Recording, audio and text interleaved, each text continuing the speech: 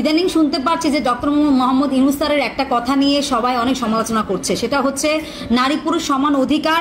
আর একটা ছেলে যখন একটা মেয়েকে ডিভোর্স দেবে, সেটা আগের পুরোনো আইন তো আছেই, ডিভোর্স দেবে কাবিননামার পুরো টাকায় পরিশোধ করতে হবে।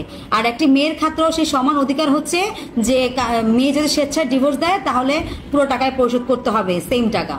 তো আমি এই ক্ষেত্রে মেয়েদেরকে বলবো যে এই নিয়ে মেয়েরা অনেক চিন্তিত বোধ করতেছে, অনেক মেয়ে অনেক ভাই ভিডিও বানাচ্ছে, বিভিন্ন কথা বলতেছে যে স্যারের এই ব্যাপারটা একদম ঠিক হয় নাই, সমালোচনা করতেছে। তো আমি তোমাদের উদ্দেশ্যে বলবো যে একটা পুরুষ মানুষ আজীবন পরের গোলামি করে সংসার সামলায়, ছেলে মেয়ের খরচ যোগান দেয়, একটা বউকে ঠিকমতো রাখার বাসস্থান তৈরি করে, সারা জীবনের পরিশ্রমের টাকা একটা সংসারে ব্যয় করে, জীবনের জন্য কিছুই থাকে না তার, ঠিক আছে? তো সে পর গোলামি করে রাস্তাঘাটে কষ্ট করে, মাথার ঘাম পায়ে ফেলে কষ্ট করে, দিন শেষে বইয়ের আবার ঝাড়িও খেতে হয়। আর তোমরা মেয়েরা ঘরে বসে কাজ করো, ঠিক আছে, ভালো করে, তোমরাও সংসার অর্ধেক কাজ করো, অর্ধেক সামলাচ্ছ, ঘরের পুরো দায়িত্ব তোমাদের, নারী পুরুষ মিলেই কিন্তু তোমরা সংসার সামলাচ্ছ। দিন শেষে কিন্তু একটা ছেলে যখন ডিভোর্সি হয়ে যায় তার কিন্তু কাবিননামার টাকা দিতে হয়। তো তোমাদের সমস্যা কি তোমরা দিলে? হ্যাঁ, এক্ষেত্রে তো বরঞ্চ আরো অনেক ব্যাপারগুলো আরো ক্লিয়ার হবে। কারণ তোমরা মেয়েরা, আমরা দেখেছি যে বিয়ের সময় একটা মেয়ের যখন বিয়ে হয় তখন ফ্যামিলি আগে থেকে বোর্ড মিটিং বসায় যে একটা ছেলের উপরে কত কাবিননামা টাকা ধার্য করা দিতে হয়। তখন বেশি কাবিননামা হলে ছেলেটা মেয়েকে ছাড়তে পারবে না, ঠিক আছে? তো এখান থেকে অনেক কিছু সচ্ছল হয়ে আসবে, অনেক সীমিত হয়ে আসবে। অনেক ফ্যামিলি এখন চিন্তা করবে যে কাবিননামার টাকা যেহেতু এত টাকা দিতে হবে, তো সেই ক্ষেত্রে আমার মেয়ে যদি ছেলেটাকে ছেড়ে দেয় তাহলে আমার মেয়ের পক্ষতে মেয়ে যদি না দিতে পারে তার ফ্যামিলিকে বহন করতে হবে। এক্ষেত্রে অনেক ভালো ক্লিয়ার হবে। তোমরা একটা ছেলে কি করছে না করছে, কত টাকা কামাই করছে, তার ভবিষ্যৎ কি, তার জিনিস চিন্তা না করে ফ্যামিলিরা বোর্ড মিটিং বসে একটা ছেলের উপর এত এত কাবিননামার টাকা তোমরা আদায় করে বসে থাকো, তখন সেটা তোমাদের গায়ে লাগে না? হ্যাঁ, এটা বরঞ্চ এটা করা ডক্টর ইউনূস স্যার যা কিছু ব্যবস্থা গ্রহণ করেছেন, তো এটা তো আরো ভালো হবে যে মানুষ এখন চিন্তা করতে হবে যে একটা ছেলের কামাইয়ের উপরে আমরা কাবিননামার টাকা ধার্য করব। দিন শেষে যদি আমার মেয়ের প্রবলেম হয় তাহলে আমাদের কাবিননামার টাকা দিতে হবে। আর তোমরা মেয়েরা বলছো কি আমাদের শ্বশুর বাড়িতে গেলে এখন আমাদেরকে প্রেশার দিয়ে কাবিননামার টাকা দিতে হবে।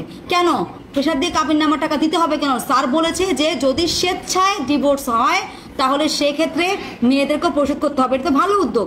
একটা ছেলে সারা জীবন সংসারে কষ্ট করে সবকিছু সামলিয়ে তারপর দিন শেষে যখন প্রতারণা করে মেয়েরা, আরেক বাটার পরকিয়া করে চলে যায়, তখন সেই ছেলেকে আবার পুরো টাকা পরিশোধ করে হামলা খাইয়া, প্রতারণা মামলা খাইয়া সবকিছু সামলাইয়া তারপর টাকা পরিশোধ করে যেতে হয়। তো সেটার জীবন লাইফে কি থাকে? আর তোমরা মেয়েরা খালি আঙুল তুলতে পারো, নিজের ক্ষেত্রে কোনো কিছু সচেতন থাকতে পারো না।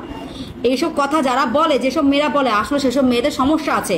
সেসব মেয়েরা পরকিয়া করে, এখন পরকিয়া করতে গেলে ওই জামাই সব কিছু খাওয়া দাওয়া করার পরে আরেকগুলোর লগে বাইকে যেতে গেলে আবার টাকা দিয়ে যাইতে হবো, এই যে তোমরা টেনশন বোধ করতেছো, ঠিক আছে? এগুলো ঠিক না।